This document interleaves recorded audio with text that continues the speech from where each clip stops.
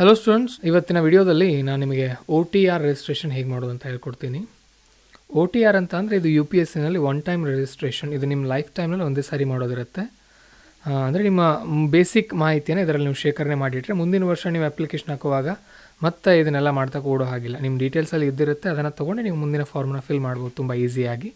So ಇದನ್ನು ತುಂಬುವಾಗ ಒಂದು ಸ್ವಲ್ಪ ಅಲರ್ಟಾಗಿ ಎಚ್ಚರಿಕೆಯಿಂದ ಜಾಗೃತೆಯಿಂದ ನೀವೇನು ಮಾಡಬೇಕು, ಅಪ್ಲಿಕೇಶನ್ನ ಹಾಕಬೇಕು ಅನ್ನೋದು ಗೊತ್ತಿರಲಿ. ಮೊದಲು ನಿಮ್ಮ ಲ್ಯಾಪ್ಟಾಪ್ನಲ್ಲಿ ಅಥವಾ ನಿಮ್ಮ ಮೊಬೈಲ್ನಲ್ಲಿರುವಂತಹ ಒಂದು ಕ್ರೋಮ್ ಅಥವಾ ಎಡ್ಜ್ ಬ್ರೌಸರ್ನಲ್ಲಿ ಹೋಗಿ UPSC OTR ಅಂತ ಸರ್ಚ್ ಮಾಡಿ. ಓಕೆ, ನಿಮಗೆ ಈ ರೀತಿ ರಿಸಲ್ಟ್ಸ್ಗಳು ಬರುತ್ತೆ. ಅದರಲ್ಲಿ ಇಲ್ಲಿ ಲಾಗಿನ್ ಅಂತ ಬಂದಿರುತ್ತೆ ನೋಡಿ, ಇದರ ಮೇಲೆ ಕ್ಲಿಕ್ ಮಾಡಿ. ಆಗ ನಿಮಗೆ ಇಲ್ಲಿ ಡೀಟೇಲ್ಸ್ಗಳು ಈ ರೀತಿ ಕಾಣುತ್ತೆ. ಇದರಲ್ಲಿ ನೀವು ರಿಜಿಸ್ಟ್ರೇಷನ್ ಆದಮೇಲೆ ಆಲ್ರೆಡಿ ರಿಜಿಸ್ಟರ್ಡ್ ಅಂತ ಕೇಳುತ್ತೆ. ಬಟ್ ಇನ್ನೂ ನೀವು ರಿಜಿಸ್ಟ್ರೇಷನ್ ಮಾಡಿರಲಿಲ್ಲ ಇಲ್ಲಿ OTR ಅಂತ ಅಂದಾಗ ನ್ಯೂ ರಿಜಿಸ್ಟ್ರೇಷನ್ ಮೇಲೆ ಕ್ಲಿಕ್ ಮಾಡಬೇಕು. ಓಕೆ, ಸೊ ನ್ಯೂ ರಿಜಿಸ್ಟ್ರೇಷನ್ ಮೇಲೆ ಕ್ಲಿಕ್ ಮಾಡಿದಾಗ ನಿಮಗೆ ಈ ಡೀಟೇಲ್ಸ್ಗಳೆಲ್ಲ ಕಾಣಲಿಕ್ಕೆ ಸ್ಟಾರ್ಟ್ ಆಗುತ್ತೆ. ಇಲ್ಲಿ ಏನೇನು ತುಂಬೋದು ಅಂತ ಅಂದರೆ ಇಲ್ಲಿ ನೋಡಿ, ಮೊದಲನೇದಾಗಿ ನಿಮ್ಮ ನೇಮ್, ನಿಮ್ಮ ಹೆಸರನ್ನು ತುಂಬೋದು. ಯಾವ ರೀತಿ ಇರಬೇಕದು, ನಿಮ್ಮ SSLC ಮಾರ್ಕ್ಸ್ ಕಾರ್ಡ್ನಲ್ಲಿ ಹೇಗಿದೆ ಹಾಗೆ ಇರಬೇಕು. Very very important. Name as recorded in the matriculation secondary examination certificate. ಎರಡನೇದು, please don't use any prefix, miss ಈ ರೀತಿ ಎಲ್ಲ ಏನೂ ಯೂಸ್ ಮಾಡಬೇಡಿ. ಓಕೆ, ಬರೀ ನಿಮ್ಮ ಹೆಸರು SSLC ಮಾರ್ಕ್ಸ್ ಕಾರ್ಡ್ನಲ್ಲಿ ಹೇಗಿರುತ್ತೆ ಅದೇ ರೀತಿ ಇರಬೇಕು. ನಿಮ್ಮ SSLC ಮಾರ್ಕ್ಸ್ ಕಾರ್ಡ್ನಲ್ಲಿ ನೋಡಿ ಹೆಸರು ಏನಿದೆ ಅಂತ ಅದೇ ರೀತಿ ಕ್ಯಾಪಿಟಲ್ ಲೆಟರ್ನಲ್ಲಿ ಹಾಕಿ ಎಲ್ಲ. ಓಕೆ, ನೆಕ್ಸ್ಟ್ ಅದನ್ನು ಇನ್ನೊಂದು ಸಾರಿ ಹಾಕಿ. ಓಕೆ, ವೆರಿಫೈ ಮಾಡೋಕ್ಕೆ ಮತ್ತೊಂದು ಸಾರಿ ಪಕ್ಕ ಅದನ್ನೇ ಹಾಕಿದ್ದೀರಾ ಇಲ್ವಾ ಅಂತ ಕನ್ಫರ್ಮ್ ಮಾಡೋಕ್ಕೆ ಹಾಕಿ ವೆರಿಫೈ ಮಾಡೋಕ್ಕೆ ಇದು ಸೆಕೆಂಡ್ ಟೈಮ್ ಅದನ್ನೇ ಬರಿಬೇಕು ಮತ್ತೆ. ಆಮೇಲೆ have you your changed name, ನಿಮ್ಮ ಹೆಸರು ಏನಾದರೂ ಹಿಂದೆ ಒಂದು ಸಾರಿ ಚೇಂಜ್ ಮಾಡಿದ್ದೀರಾ ಅಂತ ಕೇಳ್ತಾ ಇದ್ದಾರೆ. ಓಕೆ, ಅದ್ರ ಬಗ್ಗೆ ಏನಾದರೂ ಇದ್ದರೆ ಹಾಕಿ. ಬಹುಶಃ ಚೇಂಜ್ ಮಾಡಿರಲ್ಲ, ಎಲ್ಲರೂ ಕೂಡ SSLC ಮಾರ್ಕ್ಸ್ ಕಾರ್ಡ್ನಲ್ಲಿ ಹೇಗಿರುತ್ತೆ ಅದೇ ರೀತಿ ಇರುತ್ತೆ. ಸೊ ಹಾಗಾಗಿ ನೋ ಅಂತ ಬರೆದುಬಿಡಿ. ಜೆಂಡರ್ ಅಂತ ಇದೆ, ಸೊ ಜೆಂಡರ್ ನಿಮ್ಮದು ಮೇಲ್, ಫೀಮೇಲ್, ಟ್ರಾನ್ಸ್ಜೆಂಡರ್ ಅಂತ ನೀವು ಹಾಕ್ಬೋದು. ನೆಕ್ಸ್ಟ್ ವೆರಿಫೈ ಜೆಂಡರ್ ಅಂತ ಇದೆ, ಇನ್ನೊಂದು ಸಾರಿ ಅದನ್ನು ಹಾಕಿ. ವೆರಿಫೈ ಅಂತ ಯಾಕೆ ಕೊಡ್ತಾ ಇದ್ದಾರೆ ಅವರು ಅಂದರೆ, ಮನುಷ್ಯ ಹ್ಯೂಮನ್ ಎರರ್ ಸಾಮಾನ್ಯ. ಒಂದು ಸಾರಿ ನಾವೇನು ಬರೆಯುವಾಗ ಒಂದೊಂದು ಸಾರಿ ತಪ್ಪು ಬರೆದು ಬಿಡ್ತೀವಿ ಅಲ್ವಾ. ಸೊ ಹಾಗಾಗಿ ಏನು ಮಾಡಬೇಕು, ನಾವು ಸರಿಯಾಗಿ ನೋಡಿಕೊಂಡು ಒಂದು ಸಾರಿ ಹಾಕಿ ಮತ್ತೊಂದು ಸಾರಿ ಕನ್ಫರ್ಮ್ ಮಾಡಬೇಕು ಅದನ್ನು. ಇನ್ನು ಡೇಟ್ ಆಫ್ ಬರ್ತ್. ಓಕೆ, ನೋಡಿ ನಿಮ್ಮ SSLC ಮಾರ್ಕ್ಸ್ ಕಾರ್ಡ್ನಲ್ಲಿ ಇರುತ್ತಲ್ಲ, ಯಾವುದು SSLC ಮಾರ್ಕ್ಸ್ ಕಾರ್ಡ್ನಲ್ಲಿರುವಂಥ ಡೇಟ್ ಆಫ್ ಬರ್ತನ್ನು ಇಲ್ಲಿ ಹಾಕಬೇಕು. ನೀವು ಬರೆಯೋ ಹಾಗೆಲ್ಲ ಇಲ್ಲಿ ಕೊಟ್ಟಿರ್ತಾರೆ ಅವರು, ಇದನ್ನು ಚೇಂಜ್ ಮಾಡಿಕೊಂಡು ಈ ರೀತಿ ನೀವೇನು ಮಾಡೋದು ಹಾಕೋದಿರುತ್ತೆ. ನೆಕ್ಸ್ಟ್ ಮತ್ತೊಂದು ಸಾರಿ ಡೇಟ್ ಆಫ್ ಬರ್ತನ್ನು ಇಲ್ಲಿ ಹಾಕಿದ್ದಾರೆ, ಇಲ್ಲಿ ಹಾಕಿ ಅಂತ ಹೇಳ್ತಾ ಇದ್ದಾರೆ. ಸೊ ಅದನ್ನು ಕೂಡ ಮಾಡಿ. ಆಮೇಲೆ ಸೊ ಏನೋ ಒಂದು ಆಯ್ತು ಬಿಡಿ ಇದು. ನೆಕ್ಸ್ಟ್ ಫಾದರ್ಸ್ ನೇಮ್ ಬರುತ್ತೆ. ನಿಮ್ಮ please do not use any Shri, doctor ಈ ರೀತಿ ಎಲ್ಲ ಏನೂ ಬರೀಬಾರ್ದು. ಡೈರೆಕ್ಟ್ ನಿಮ್ಮ SSLC ಮಾರ್ಕ್ಸ್ ಕಾರ್ಡ್ ಓಪನ್ ಮಾಡಿ, ಅಲ್ಲಿ ಫಾದರ್ಸ್ ನೇಮ್ ಅಂತ ಇರುತ್ತೆ, ಮದರ್ಸ್ ನೇಮ್ ಅಂತ ಇರುತ್ತೆ, ಏನಿರುತ್ತೋ ಅಷ್ಟೇ ಬರೆಯೋದು. ಉದಾಹರಣೆಗೆ ನಿಮ್ಮ ತಂದೆಯವರ ಇನಿಷಿಯಲ್ ಮಾತ್ರ ಇದೆ. ಉದಾಹರಣೆಗೆ ಏನೋ ಒಂದು ಈಗ ನಮ್ಮ ತಂದೆಯವರ ಹೆಸರು ಮಲ್ಲಿಕಾರ್ಜುನ್ ಅಂತ ಇದೆ ಅಂದ್ಕೊಳ್ಳೋಣ. ಜಸ್ಟ್ ಮಲ್ಲಿಕಾರ್ಜುನ್ ಅಂತ SSLC ಮಾರ್ಕ್ಸ್ ಕಾರ್ಡ್ನಲ್ಲಿದ್ದರೆ ಮಲ್ಲಿಕಾರ್ಜುನ್ ಅಂತ ಮಾತ್ರ ಬರೆಯೋದು. ಅದ್ರ ಮುಂದೆ ಅಲ್ಲಿ ಅಡ್ರೆಸ್ ಇರಲಿಲ್ಲ ಅಂದರೆ ಬರೆಯೋ ಹಾಗಿಲ್ಲ ಅದನ್ನು. ಸರ್ ನೇಮ್, ಅಡ್ರೆಸ್ ಎಲ್ಲ ಸರ್ ನೇಮ್ ಇದ್ದರೆ ಬರೆಯೋ ಹಾಗಿಲ್ಲ. ಅರ್ಥ ಆಯಿತಾ? ಆ ರೀತಿ. ಇನ್ನೊಂದು ಸಾರಿ ಫಾದರ್ ನೇಮ್ ಬರೀರಿ ಅದೇ ರೀತಿ. ಹಾಗೆಯೇ ಮದರ್ ನೇಮ್ ಕೂಡ ನಿಮ್ಮ ತಾಯಿಯವರ ಹೆಸರು SSLC ಮಾರ್ಕ್ಸ್ ಕಾರ್ಡ್ನಲ್ಲಿ ಏನಿದೆ ಅಷ್ಟನ್ನು ಮಾತ್ರ ಬರಿಬೇಕು. ಅಲ್ಲಿ ಸರ್ ನೇಮ್ ಇದ್ದರೆ ಬರಿಬೇಕು, ಸರ್ ನೇಮ್ ಇಲ್ಲ ಅಂದರೆ ಬರೆಯೋ ಹಾಗಿಲ್ಲ. ಮತ್ತೊಂದು ಸಾರಿನೂ ಕೂಡ ಬರೆದು ವೆರಿಫೈ ಮಾಡ್ಕೊಳ್ಳಿ. ಇನ್ನು ಮೈನಾರಿಟಿ ಸ್ಟೇಟಸ್ ಅಂತ ಕೇಳ್ತಾ ಇದ್ದಾರೆ, ನೀವು ಅಲ್ಪಸಂಖ್ಯಾತರಾಗ್ತೀರಾ ಅಥವಾ ಇಲ್ವಾ ಅಂತ ಕೇಳ್ತಾ ಇದ್ದಾರೆ. ನೀವು ಅಲ್ಪಸಂಖ್ಯಾತರಾಗಿದ್ದರೆ ತುಂಬಿ ಅದನ್ನು ಅಲ್ಪಸಂಖ್ಯಾತರು ಅಂತ ಹೇಳಿ, ಇಲ್ಲ ಅಂತ ಅಂದರೆ ಅಲ್ಪಸಂಖ್ಯಾತರಲ್ಲ ಅಂತ ಬರೆದುಬಿಡಿ.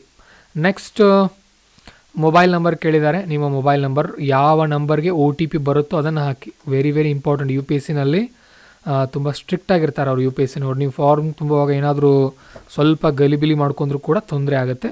ಬಿ ಕೇರ್ಫುಲ್ ಆಗಿರಿ. ನೆಕ್ಸ್ಟ್ ಮೊಬೈಲ್ ನಂಬರ್ ಹಾಕ್ತೀರಿ. ನೆಕ್ಸ್ಟ್ ಮೈನಾರಿಟಿ ಸ್ಟೇಟಸ್ ಆಯಿತು. Alternative mobile number. ಓಕೆ, ಇದೊಂದು ಮಿಸ್ ಆಯ್ತಪ್ಪ ಮೊಬೈಲ್ ನಂಬರ್, ಆಗ ಇನ್ನೊಂದು ಮೊಬೈಲ್ ನಂಬರ್ ಬೇಕಲ್ವಾ. ಸೊ ಅದನ್ನು ಕೂಡ ಈಗಲೇ ಕೊಡಿ ಅಂತ ಕೇಳ್ತಾ ಇದ್ದಾರೆ, ಅದನ್ನು ಕೂಡ ಕೊಟ್ಬಿಡಿ. ನೆಕ್ಸ್ಟ್ ಇಮೇಲ್ ID ಕೊಡಿ ಅಂತ ಹೇಳ್ತಾ ಇದ್ದಾರೆ. ನಿಮ್ಮ ಆ್ಯಕ್ಟಿವ್ ಇರುವಂಥ ಇಮೇಲ್ ID ಕೊಡಿ. ಆ ಇಮೇಲ್ ಪಾಸ್ವರ್ಡ್ ಕೂಡ ಗೊತ್ತಿರಲಿ, ಮರಿಬೇಡಿ, ತುಂಬ ಇಂಪಾರ್ಟೆಂಟ್ ಅದು. ಆಮೇಲೆ ಅಲ್ಟರ್ನೇಟಿವ್ ಇಮೇಲ್ IDಯನ್ನು ಕೊಡಿ ಅಂತ ಹೇಳ್ತಾ ಇದ್ದಾರೆ. ಅಕಸ್ಮಾತ್ ಈ ಇಮೇಲ್ ಏನಾದರೂ ಮಿಸ್ ಆದರೆ ಯಾವುದಕ್ಕೆ ನಾವು ಕಾಂಟ್ಯಾಕ್ಟ್ ಮಾಡೋಣ ಅಂತ ಕೇಳ್ತಾ ಇದ್ದಾರೆ, ಅದನ್ನು ಕೂಡ ಕೊಡಿ. 2 ಮೊಬೈಲ್ ನಂಬರ್ಗಳು, 2 ಇಮೇಲ್ ಅಡ್ರೆಸ್ಗಳನ್ನ ಕೊಟ್ಬಿಡಿ. ನಿಮ್ಮ ಫ್ರೆಂಡ್ಸ್ ಎಲ್ಲ ಇಮೇಲ್ ಕೊಡಬೇಡಿ. ಮತ್ತು ನೀವೇ ಬೇಕಾದರೆ ಇನ್ನೊಂದು ಕ್ರಿಯೇಟ್ ಮಾಡಿ ಅದ್ರ ಹೊಸ ಪಾಸ್ವರ್ಡನ್ನು ಬರೆದಿಟ್ಕೊಳ್ಳಿ. ಎಲ್ಲಾದರೂ ಒಂದು ಬುಕ್ನಲ್ಲಿ ಅಥವಾ ನಿಮ್ಮ ಎಲ್ಲಾದರೂ ಒಂದು ಕಡೆ ಸೇವ್ ಮಾಡಿ ಇಟ್ಕೊಳ್ಳಿ ಚೆನ್ನಾಗಿ. 2 ಇಮೇಲ್ಗಳನ್ನ ಕೊಟ್ಕೊಳ್ಳಿ, 2 ಮೊಬೈಲ್ ನಂಬರ್ಗಳನ್ನ ಕೊಟ್ಕೊಳ್ಳಿ ಚೆನ್ನಾಗಿ. ನಿಮ್ಮ ಮನೆಯವ್ರದ್ದೇ ಇರಲಿ 2 ಮೊಬೈಲ್ ನಂಬರ್ಗಳು. ಫ್ರೆಂಡ್ಸ್ ಎಲ್ಲ ಕೊಡ್ಲಿಕ್ಕೆ ಹೋಗಬೇಡಿ. ಮತ್ತು next class 10 board examination roll number.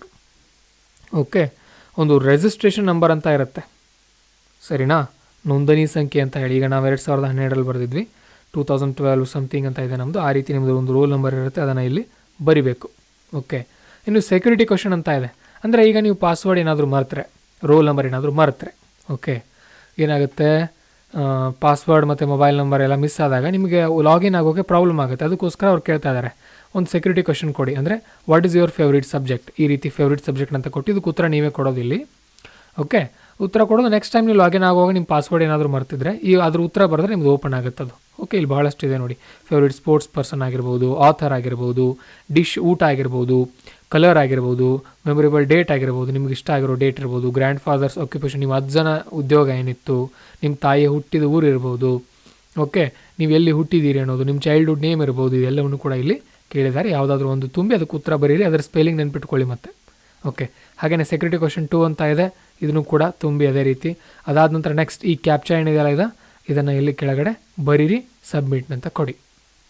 Submit ಅಂತ ಕೊಟ್ಟ ಅದು ನಿಮ್ಗೆ ಕೆಲವೊಂದು ಡೀಟೇಲ್ಸನ್ನು ತೋರಿಸುತ್ತೆ. ನೆಕ್ಸ್ಟ್ ಅದು ಡೀಟೇಲ್ಸ್ ಎಲ್ಲ ತೋರಿಸುತ್ತೆ. ಅದ ನಂತರ ನೀವು ಮತ್ತೆ ಮುಂದುವರಿಬೇಕಾಗತ್ತೆ. ನಾನು ಅದನ್ನು ತೋರಿಸ್ತೀನಿ ರೀ. ಸೊ ನೀವು ಫಾರ್ಮ್ ಫಿಲ್ ಮಾಡಿದ್ಮೇಲೆ ನೀವೆಲ್ಲ ಡೀಟೇಲ್ಸ್ ತುಂಬಿ ಐ ಅಗ್ರಿ ಅಂತ ಮುಂದುವತ್ತಿದ ಮೇಲೆ ಈ ರೀತಿ ಎಲ್ಲ ನಿಮ್ಮ ಡೀಟೇಲ್ಸ್ಗಳು ನಿಮಗೆ ಕಾಣುತ್ತೆ. ಓಕೆ, ಈ ಡೀಟೇಲ್ಸ್ಗಳು ನಿಮಗೆ ಈ ರೀತಿ ಕಾಣಿದ ನಂತರ ನೀವೇನು ಮಾಡಬೇಕು, ಇಲ್ಲಿ ಮುಂದೆ ಚೆಕ್ ಮಾಡಬೇಕು ಒಂದು ಸಾರಿ ಅದನ್ನು. ಸೊ ಅಗ್ರಿ ಮೇಲೆ ಕ್ಲಿಕ್ ಮಾಡಿದ ನಂತರ ನಿಮಗೆ OTP ಬಂದಿರುತ್ತೆ ನಿಮ್ಮ ನಂಬರ್ಗಳಿಗೆ. ಸೊ OTP ಹಾಕಿದಾಗ ಅದು ನಿಮಗೆ ಓಪನ್ ಆಗುತ್ತೆ ನಿಮ್ಮದು. ಸೊ ನೋಡೋಣ, ಹಾಕ್ತೀನಿ ನಾನು ಅದನ್ನು. ಸೊ ಇದರ ನಂತರ ನಿಮ್ಮ OTR ರಿಜಿಸ್ಟ್ರೇಷನ್ ಆಗುತ್ತೆ, ಸಕ್ಸಸ್ಫುಲಿ ಅಂತ ಬರುತ್ತೆ ಈ ರೀತಿ.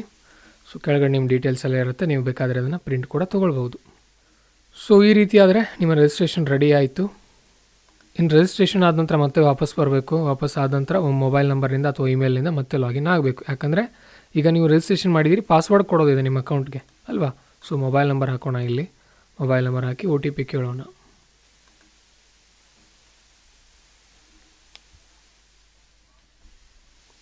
ಓಕೆ, ಇಲ್ಲೆಲ್ಲ ನಿಮ್ಮ ಡೀಟೇಲ್ಸ್ ಇರುತ್ತೆ, ನೀವು ಅದನ್ನು ಬೇಕಾದರೆ ಇಲ್ಲಿ ಪಾಸ್ವರ್ಡ್ ಹಾಕೋದು ಹೊಸದಾಗಿ ಪಾಸ್ವರ್ಡ್ ಹಾಕಿ ಸಬ್ಮಿಟ್ ಅಂದರೆ ನಿಮ್ಮ ಅಕೌಂಟ್ ರೆಡಿ ಆಗುತ್ತೆ. ಓಕೆ, ನಿಮಗೆ ಗೊತ್ತಿರಲಿ ಇಷ್ಟು. ಸೊ ಅದನ್ನು ನೀವು ಸಬ್ಮಿಟ್ ಅಂತ ಕ್ಲಿಕ್ ಮಾಡಿದ್ಮೇಲೆ ನಿಮ್ಮ ಒಂದು ಪಾಸ್ವರ್ಡ್ ರೆಡಿ ಆಗುತ್ತೆ. ಇದು ನಿಮ್ಮ ಡ್ಯಾಶ್ಬೋರ್ಡ್ ಈಗ ರೆಡಿ ಇದೆ.